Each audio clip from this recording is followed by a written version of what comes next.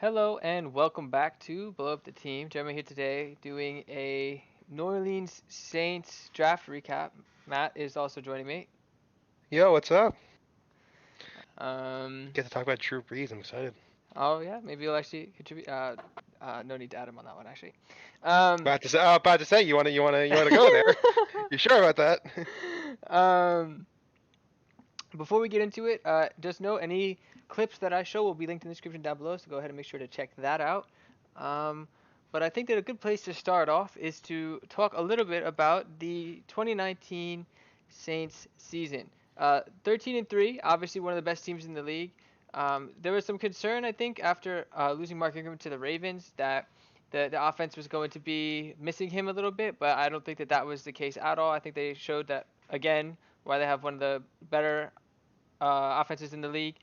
They were ninth in yards per game, seventh in passing yards per game, 16th on the ground. So I think that's where you see Mark Ingram's lost the most, but they still did have Alvin Kamara, obviously, and whenever you have Alvin Kamara, he's a threat with the football in his hand. So um, I think that they will be just fine. They were also third in points per game, so they just played straight up put points on the board, which is all you can really ask for an offense to do. I think they were behind, if I remember correctly, only the 49ers and the Ravens. So um, pretty elite company there, considering the 49ers were in the Super Bowl and the Ravens were favorites to win the Super Bowl going into the playoffs. They this offseason they also decided to go out and sign Emmanuel Sanders to play alongside Michael Thomas. So now they've got themselves a very solid wide receiver two to kind of play opposite him and stop the defenses from loading up on him. Um, as well as signing Jameis Winston to back up Breeze. I know last season when he hurt his thumb, the fact that they had it was Teddy Bridgewater, right? Was their backup last season. The fact that they had him on the roster was huge for the Saints. It allowed them to not have too huge of a drop off and definitely stay in contention while they were waiting for him to get healthy. And that is why I think they decided to go outside Jameis Winston. He may not be the best quarterback in the league, but he's definitely a serviceable backup. And they managed to keep Taysom Hill in the process of signing him. So um, both good news there. And then one other quick note was they signed Ty Montgomery to round out the running back unit with Alvin Kamara and Latavius Murray. So just kind of giving themselves more offensive weapons all around. On the defensive side of the football, I think is where they have the most room for improvement, specifically in their pass defense. They were 11th in yards allowed per game, but only 20th in passing yards allowed per game. They definitely, if there was one aspect of this team, I think that you could point to, their pass coverage outside of Marshawn Lattimore, I think needs some help. Um, and um, I think they attacked that. They did go out and sign Malcolm Jenkins, which full bias showing here. I'm an Eagles fan, and he had a lot of great years in Philly, but he will start at strong safety, and he's just a very versatile guy. He can move all around the formation. He can play tight ends inside if he needs to. He can cover the deep ball. He can step up in run support. He can kind of just do it all. Um, he was a huge part of that Eagles Super Bowl team, and I think that he will be a great part for this defense too. I think he's coming back. I believe he played it earlier part of his career here. Um, they were fourth in rushing yards, so the rushing defense was certainly in a much better shape. I feel like than their pass defense was, and they were kind of around the middle of the pack in terms of points allowed at 13th. But I think that if they could get a little bit better against the pass, they will be able to kind of bring that down a little bit, especially with such a stout running defense. But I believe that it is now time to talk about the draft, and we're going to have a little bit of a quicker video today because the Saints only made 4 picks in the draft this year. Well, I Um, mean, I guess it makes sense. We had one team with 15 draft picks, so yeah, there was we're that. facing the polar opposite. Yeah, and I think that, considering that where this team was, I think that they were more or less one or two pieces away from seriously competing this season, and I would argue that they seriously competed without those one or two pieces this season. So, um, you know, I think that what they added in free agency, um, and where the state of this team is would make it make sense that they didn't make too many picks. They're looking to win now. They're not necessarily looking for the future right now. They want to win while Drew Brees is still one of the best quarterbacks in the league, and as he gets older, they're kind of running out of time. So it makes sense that they're going to make the moves to try to win now. And building for the future in the draft is not necessarily going to help them in that goal. But one guy that I think will be able to help them this year was their first round draft pick, Cesar Ruiz, uh, center out of Michigan. He's well built and he's got long arms as well as good balance. He stays on his blocks well and is shown to be a very effective pass blocker. Now, he has the talent to start at center almost immediately, but he's also played some guard and is versatile to pretty much play the entire line if the Saints needed him to, giving injuries or whatever needs that they may have. And he's currently slated to start at right guard this season, so they were able to step up and kind of buff up that offensive line, give Drew Brees and Alvin Kamara some better blockers up front, create some more time for the football to find these gaps and the offense to continue to be explosive. I think that was a good pickup for them. It was somebody that's going to be very versatile and he can kind of move all over the line, like I said. They needed help at an offensive guard slot, and he's going to provide that for them this season. Next up, in the third round, they went with Zach Bond, outside linebacker out of Wisconsin. He fights hard rushing the passer, and he's got elite closing speed on the quarterback. With his strong upper body, he's able to create that kind of push at the point of attack and kind of really get some momentum going in his direction. He needs to work a little bit on his hand fighting on the line, but he covers ground well and he has good instincts in pass coverage. He's also a strong tackler and he can cover a lot of the field with speed. He's slated as backup for both the defensive end and linebacker, and so I feel like with the talent that they have, that he's going to be able to be versatile enough to play multiple positions for this defense, to kind of move around the formation a little bit. He's going to find a way to get some snaps this season and make an impact for this team. I believe he's got the talent to do so, and he's definitely versatile enough to fit into the scheme that they have there in New Orleans. So I believe that they have found with their first two picks two guys that have the potential to make an impact this season. Now, these next two picks may not necessarily be as likely to do so. Next up, also in the third round, they went with Adam Troutman, tight end out of Dayton. He's quick, but he's not necessarily huge in the top end speed department. But he does show some upside as a route runner. At 6'5", he is big enough to compete for and win some 50-50 balls. And he's good after the catch, but he needs to work on his blocking. He's a willing blocker and he fights hard, but his technique is showing to be a bit inconsistent at this time.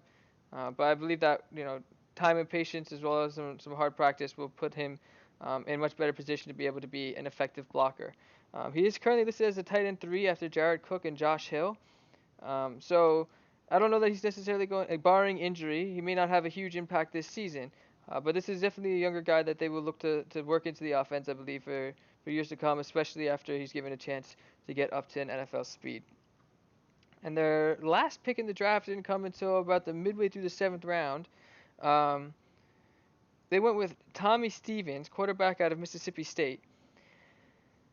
Being in the 7th round, he wasn't necessarily highly scouted, and there's a lot of unknown about him. I do know he transferred from Penn State before playing at Mississippi State. And he's got good size and speed. He's a streaky passer and was noted as being a better athlete than QB at this point, which kind of reminded me a little bit as another guy on this roster, Taysom Hill. Taysom Hill has been one of those guys that he's just such a tremendous athlete that they just found places for him to make an impact, whether it was at running back, wide receiver, whatever they needed, he was able to be the guy.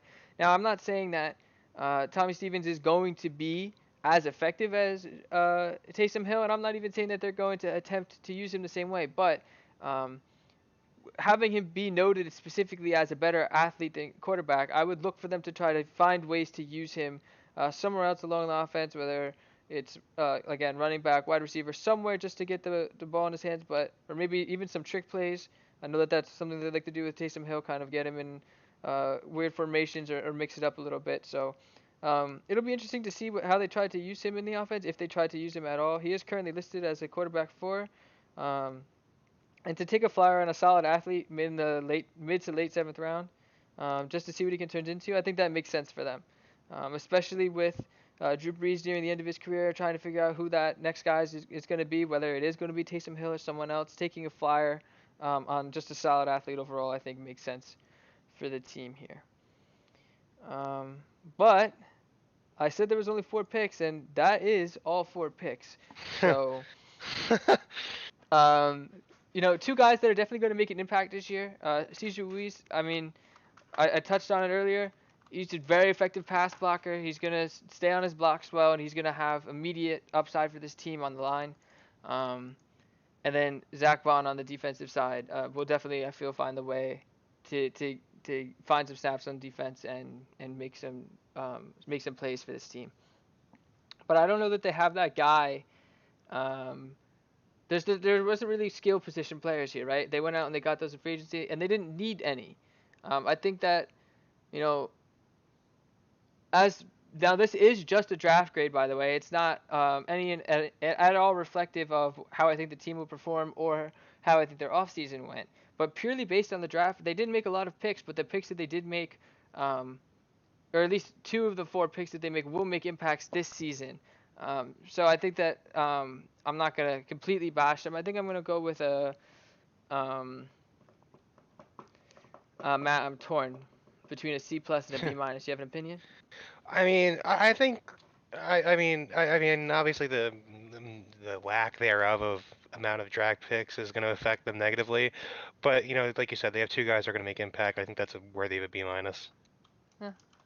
Yeah, I think that with as good as this team was, they didn't have a lot of like gaping holes in their roster that needed filling in the draft.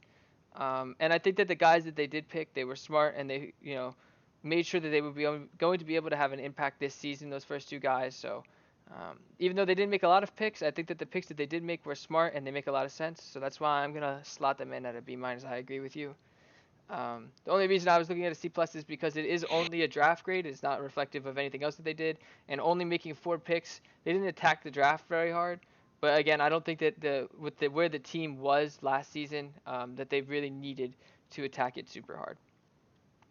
And then the other thing that you could have said was, oh well, do they need a wide receiver to play opposite Michael Thomas? Well, if you go out and you sign Emmanuel Sanders, all of a sudden you don't need that skill position player in the draft either. So I think their draft makes a ton of sense. But that is going to be it for today. I mean, it's a very short video, but they also only made 4 picks, so not a whole lot to look at here. We were looking at like who had the shortest video, and there's nothing that I can do that will ever beat this. Yeah, no, definitely not. I've gone through the worst teams in the MLB. There's nothing that's gonna be as easy as 4 draft picks. Hey, I needed it after the Vikings video we did earlier in the week with 14 draft picks. It's only fair. Um, but um, make sure to come back next week when Matt goes to the New York Mets on Monday. Yep. So we go to next week. You can look forward to the Mets on Monday, Giants on Tuesday, Nationals on Wednesday, to the Jets on Thursday, and then the Pirates on Friday. So that's our kind of upcoming schedule.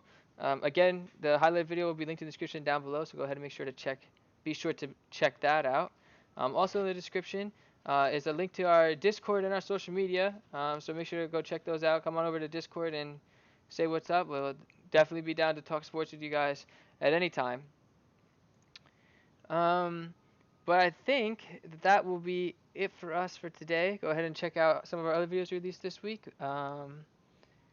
And we will see you next time. Peace.